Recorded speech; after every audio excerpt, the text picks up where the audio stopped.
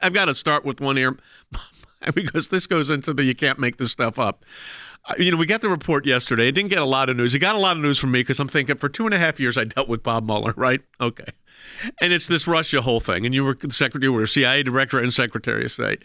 Meanwhile, one of the agents, we talked about Strzok and Page. Forget those two. They're like minor league ball players. They're like single A in somewhere in a, you're from Kansas, so I won't say a cornfield in Kansas, but a cornfield in Kansas.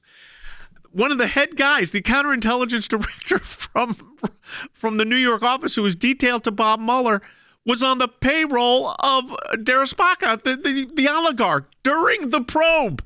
And nobody bothered to tell me.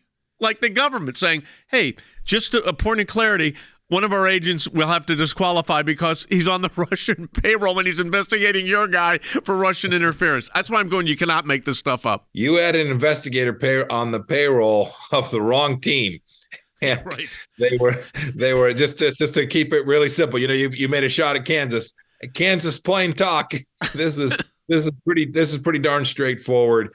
And your point is you cannot make this stuff up. It is so indecent. I mean, having this thing over the cloud of Trump, or any president for that matter, and then cloud over the various agencies did put us at a disadvantage in dealing with these governments. Yes, it put a cloud over the entire administration for 2.5 years, and it was deeply intentional. It restricted our capacity to do good things for America. It made our jobs harder, and frankly, I'm confident we did good work, but we could have done even better had we not suffered under the Rorschachs for a couple of years. The thing that's, of course, most infuriating to me is they knew 8 weeks into this thing there was nothing there, and they kept this going. And that to me should be always the inexcusable in that whole process. I don't want to go back and relitigate something that I litigated for 2.5 years. But Bob Mueller, with due respect, knew and let it go. You have a piece up at ACLJ.org saying not blind justice, but justice with blind spots. Describe what you're calling justice with blind spot, because that's an interesting way of putting it. They can see that there is this blind spot. There is this unwillingness to go examine things that don't fit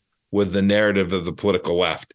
And for the Justice Department to do that, it casts doubt on these institutions. These institutions, Jay, that you and I know, these are important to have right for a republic like ours.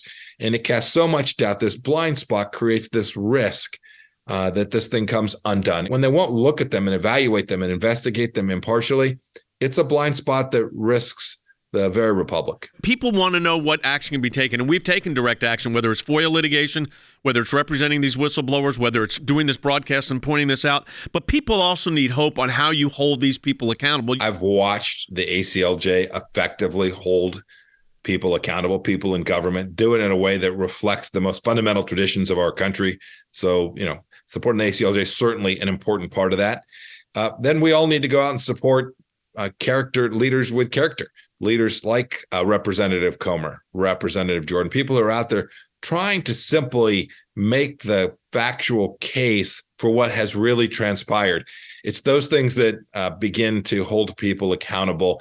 And then, frankly, we have to elect presidents that will put people in senior level offices all across our bureaucracies and take out the politics from the Justice Department, take out the politics from the Department of Education, take the politics out of the State Department, actually go execute on behalf of the American people.